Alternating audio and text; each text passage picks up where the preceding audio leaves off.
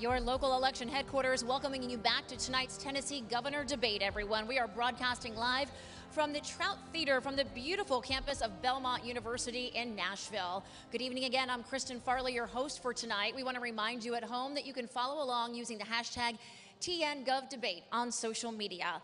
Let's go ahead and get right back to the questions now with Richard. All right, thank you, Kristen. Earlier this summer, Nike sure made some headlines. They released a campaign ad featuring former NFL quarterback Colin Kaepernick, who did not stand for the national anthem, as a way to protest police brutality against minorities. In light of Nike's new campaign, Senator Bo Watson of Chattanooga publicly stated he would be asking for a review of which state universities have Nike contracts. Turns out several state schools have big contracts with Nike, including the University of Tennessee, University of Memphis, ETSU, MTSU. Do you believe the state should step in on this issue and perhaps mandate ending contracts with companies like Nike when they take a political stance? We'll start with you, Mr. Dean. No, I do not. I don't think that the state legislature or the governor should meddle to that degree in university policy. You know, my sense is that efforts that have been done recently, especially with something that's real important to me, which is diversity and treating people with respect and dignity and being inclusive, where the legislature becomes concerned about diversity efforts at the University of Tennessee, that's not helpful. I think when we hire really good people to run those universities and we pay them well, that we should let them do their jobs and not respond to every news story by the governor or the state legislature taking some action. They should be allowed to run the universities and run it to the best of their abilities. Mr. Lee, your turn. Should the state step in on something like this? I don't think the state should step in either. I think that's a private company decision that they have made. I think that the leadership of the universities should make decisions about what contracts they have, and the state doesn't need to intervene at that level. The less government is engaged in that, the better from my perspective. Okay, thank you. Katina. Okay, we're going to ask you some questions that are individual and specific to your campaigns, okay? Mr. Lee, I'm going to begin with you because you've come into this race basically as an outsider with no political experience. So, I'm wondering, who are you consulting on policy issues? I'm talking like education, I'm talking like the Department of Corrections, et cetera. Who are you consulting with? Who are you getting advice from? Yeah. What you'd have to ask me specifics about Department of Corrections, you mentioned, for example. So yes. I've met with the current Commissioner of Corrections. I've also worked in corrections for about 17 years. I've worked in reentry programs, nonprofit reentry programs that have partnerships with the state. Actually met with the governor and the previous Department of Corrections Commissioner on how it is that we can more effectively reenter folks into society. So I would approach government the same way that I would approach folks in my business. You find experts around subjects. I've met with the Department of Education. I've actually met with the head of schools of Shelby County, who has the largest public school district in the state, who has endorsed my campaign for governor, and I've met with him several times about education reform. So go to the experts. Mr. Lee, thank you. Bob. Thank you, Katina. Mr. Dean, I want to talk about the endorsement that Mr. Lee just talked about. The superintendent for Shelby County Schools, the largest school district in the state, Dorsey Hobson, recently endorsed Mr. Lee. The TEA has endorsed you. Education has been one of your top priorities as governor or as mayor, and when you were campaigning for governor. Were you surprised by this? Well, I don't know Mr. Hobson that well. I've met him and talked to him, and I don't know what that's about, and I don't think it's significant to me. I congratulate Mr. Lee on that. I think me being endorsed by the teachers is actually a really big deal. I have been a strong advocate for education reform. I was a leader in education reform, I think, in the state when I was mayor. I've embraced that subject with passion, and they haven't always agreed with me. But they know I'm opposed to vouchers, which Mr. Lee favors. I think that is going to be devastating to public education. They know that I am in favor of increasing teacher salaries and making education the priority where I know we got to put more resources in it. We don't waste money. You ask them to give us good budgets and make the cuts where there's waste, but we got to be doing more in education. And they know it's a passion for me. So that's a group that at times have not been in favor of my reform efforts, but I think in this race, they see me as a guy who really cares about education and who's willing to do what we need to do to keep this state moving forward after the great efforts of Bill Haslam and Phil Bredesen. As a follow-up, Mr. Hobson expressed concern about your experience. The Shelby County system is a majority school system, and so is the Davidson County system, which you were mayor of. Is there much of a difference? Well, there's a difference in size and there's a difference in challenges. I mean, I'll say this about Memphis. When I was elected mayor in '07, one of the first things I did was to meet with education leaders in Memphis to learn about efforts that they were doing there. They were kind of doing more around the country than we were in Nashville. And so I learned from them, and that's what led me to recruit Teach for America to Nashville, the New Teachers Project in Nashville, to work on a variety of education reforms that I think has helped our city. So I have to tip my hat to Memphis starting in '07. Thank you, Mr. Dean. Richard? All right, another controversial issue tonight, candidates. In the last few months, we have seen several police officers in Tennessee at least suspended, but also charged or even indicted weeks following deadly officer-involved shootings. As governor, would you mandate that TBI investigate all officer-involved shootings in the state of Tennessee as a way of ensuring transparency? Mr. Dean. Well, I would hope that this has been happening in Nashville, that local police departments would automatically say that an outside group should investigate this, just for public trust, for transparency, and to make sure that everybody feels that this has been handled correctly. And I would not be afraid to say, to look at mandating that also. You know, it's just like anything else in life. When something occurs, you need an outside group to come in and look at it and evaluate it and investigate it in a neutral manner and make the right decisions and recommendations. So I think the TBI could do that and do that very well. To follow up with you quickly, and I will get to you, Mr. Lee, the concern about that, though, is that's going to come with a fiscal note. There's going to be some money required with that, some taxpayer expense to investigate that many more cases. Your response? Well, I think, for me, things like this, basic justice, and how people respond to the criminal justice system and how much they trust it and how much people think that the justice system is blind to racial issues and other issues is important, and it would be worth those dollars in my mind. Mr. Lee, the idea of mandating that the TBI investigate all officer-involved school shootings. Let me say first that I have a tremendous respect for law enforcement all across this state. They put their lives on the line to protect us every single day, and we need to fully support law enforcement. It's why I've been endorsed by the Fraternal Order of Police. It's why I have 50 police chiefs, sheriffs, and district attorneys on our law enforcement coalition of endorsement. I do think that when there is, what I believe is when there is a fatality, when there's a shooting fatality, that is when the TBI should be brought in. We don't have the resources to investigate every shooting, but we certainly need to make sure whenever there's a fatality and it rises to that level, then we need to be certain that outside resources are brought in to be certain that we do find justice and that we do find the truth, and that would be my approach. But of course, as you may be aware, in Memphis, there was a case where there was not a fatality. There is a young man who's holding on to his life at Regional 1 Medical Center. He was shot by an officer.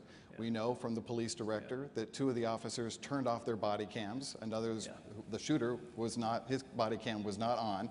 And so there was valuable time there that was wasted before the police director actually asked for the TBI to come in.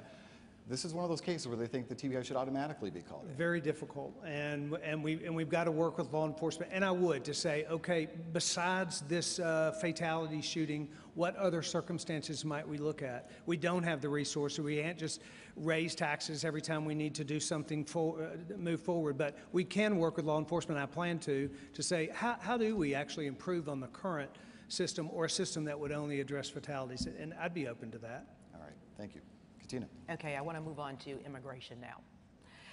A few weeks ago, the owner of an East Tennessee slaughterhouse pleaded guilty in federal court to employing undocumented immigrants.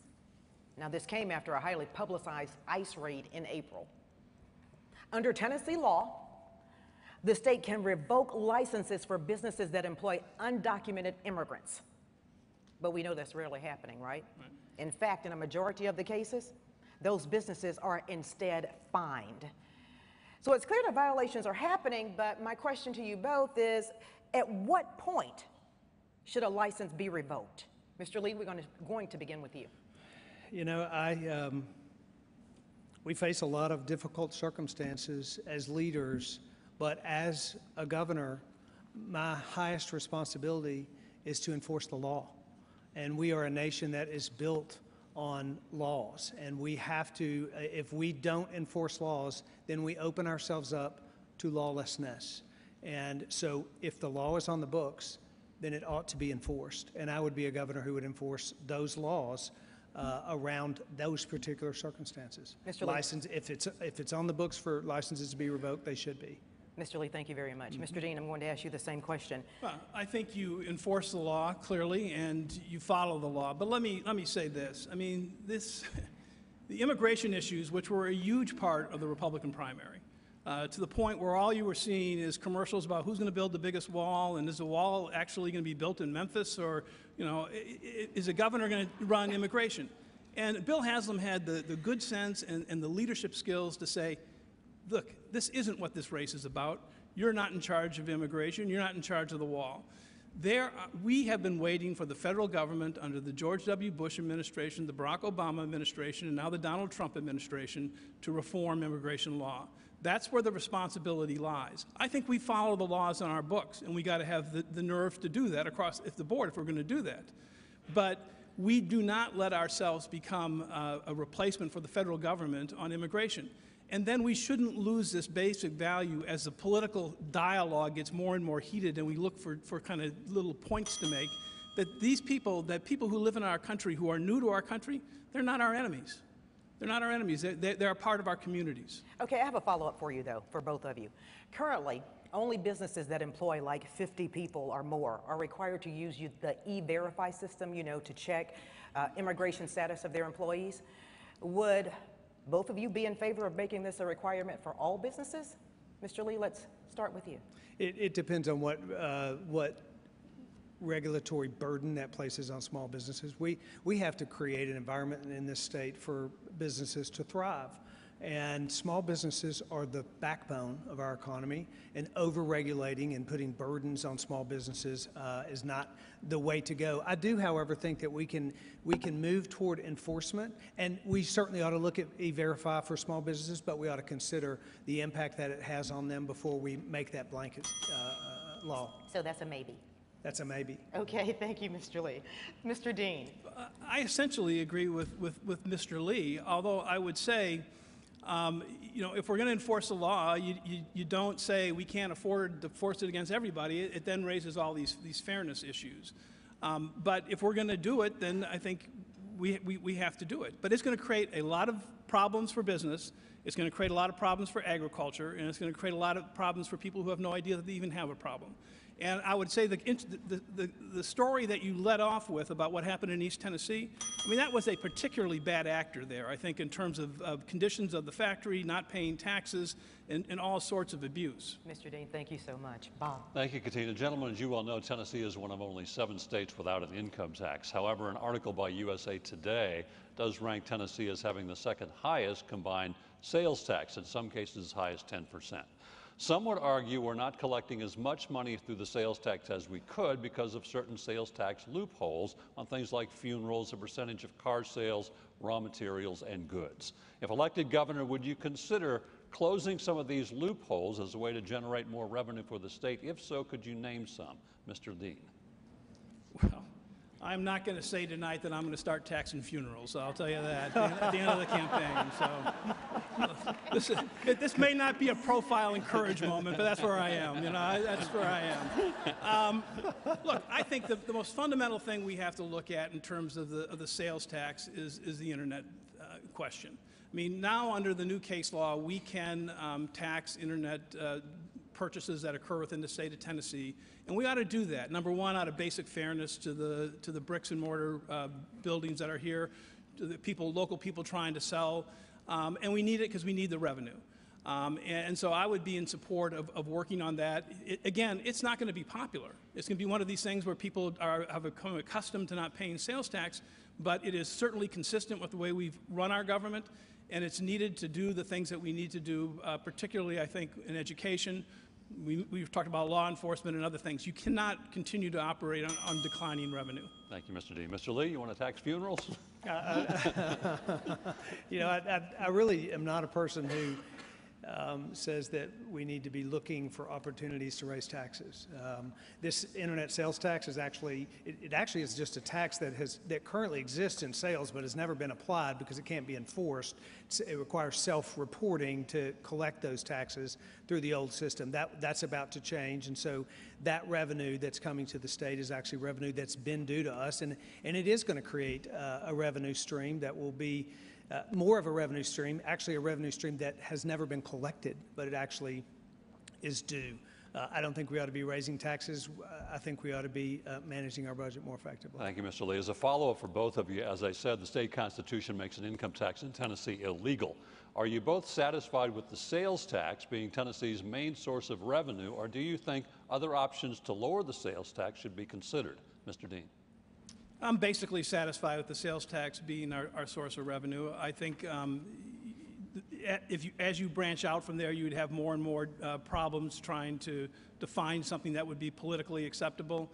And our state, I think, has worked under this so far. I mean, the issue really becomes when you hit a recession, and the sales tax is so responsive to any economic downturn in terms of losing money. And we got to plan for that and make sure we have adequate rainy day funds. Thank you, Mr. Dean. Mr. Lee.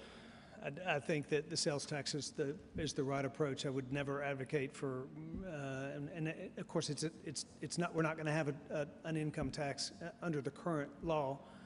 We shouldn't. We're a low tax state. It's one of the reasons why we're so prosperous is because we are a low tax state, and I think that stimulates economic activity in the state. It's one of the reasons we're in the place that we are. So. I think the sales tax is appropriately the primary funding source for our state. Thank you, gentlemen. Richard? Mr. Lee, you talked about low taxes being one reason that Tennessee is seeing such a great economy right now. Another reason people come to live here and to visit, of course, is because of our great scenery. But just last year, Governor Bill Haslam signed a bill to eliminate emissions testing in all Tennessee counties. While the EPA has said the air quality in Tennessee has improved in recent years, we all know traffic congestion is only getting worse in some areas. You only have to drive around in Nashville for a half hour to learn that lesson. I have learned that one. By removing this testing requirement, are we taking a step backwards environmentally, in your opinion? Mr. Lee? You know, that testing requirement was very unfair. It depended on what county you lived in. There were very few counties actually that required a testing environment, so folks in this county didn't have to comply with it, and that really is what was the background behind that.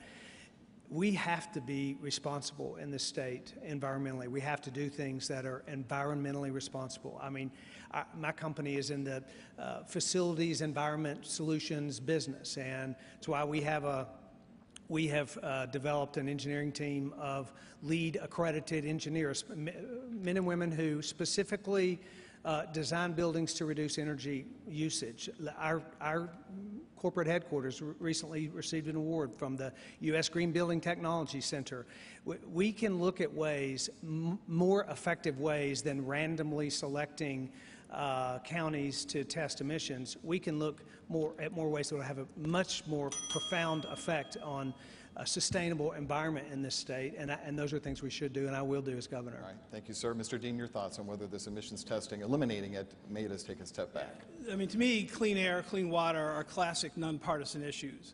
And, you know, Nashville has benefited from having testing over the years. I'm not advocating that we restore it, because I think there have been changes in technology, changes, you know, electric automobiles, much more gas-efficient automobiles.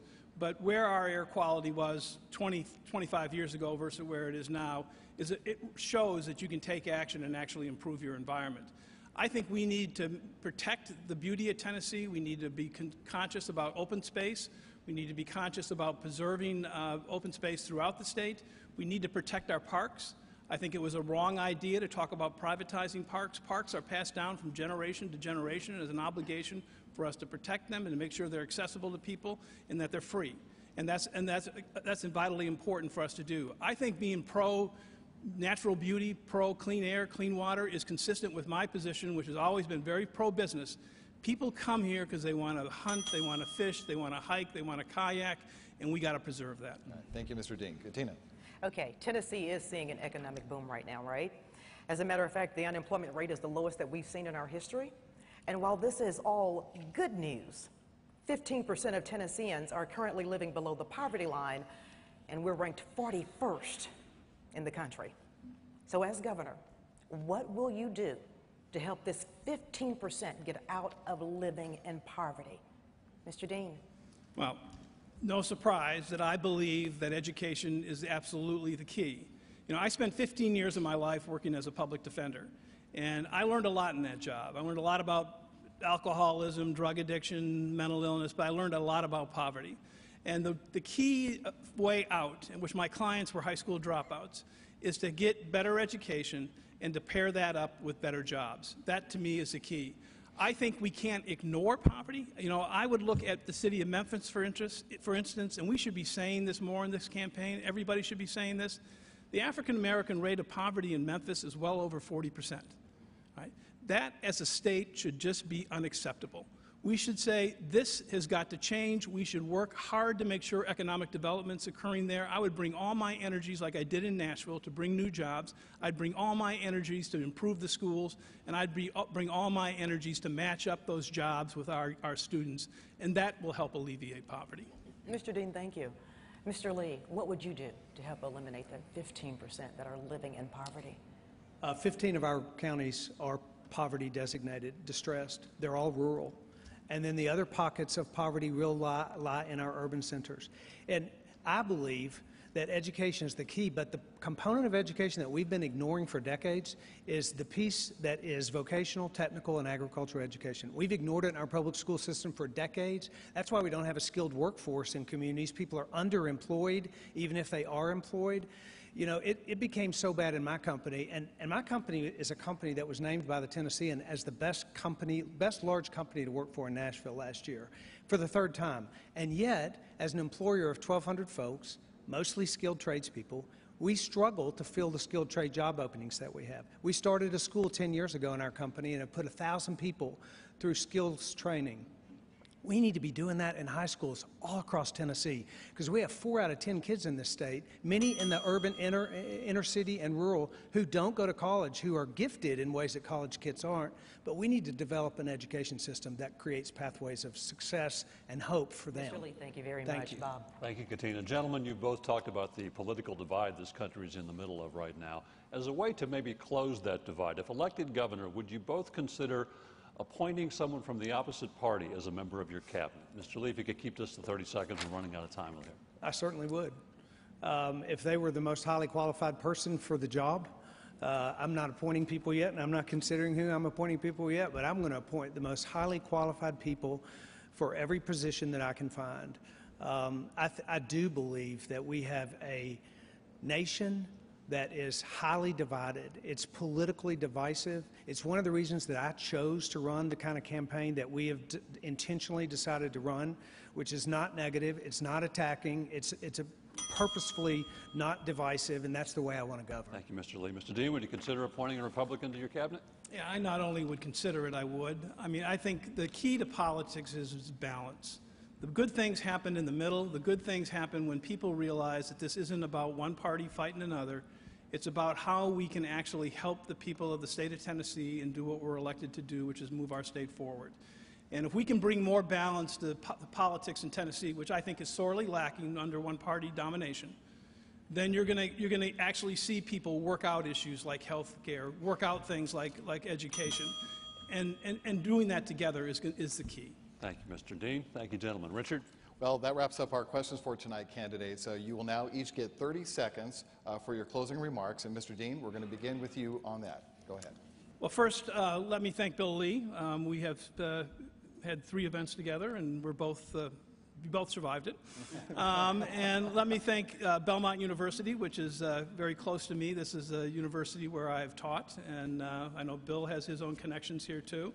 I have spent some wonderful moments here. And let me thank the audience and yourselves for putting on this event. And my final message to the voters of Tennessee tonight is to ask for your vote. I love this state. I think I can bring a moderating, pragmatic, effective approach to government, and I look forward to serving you. All right, Mr. Lee, your closing remark.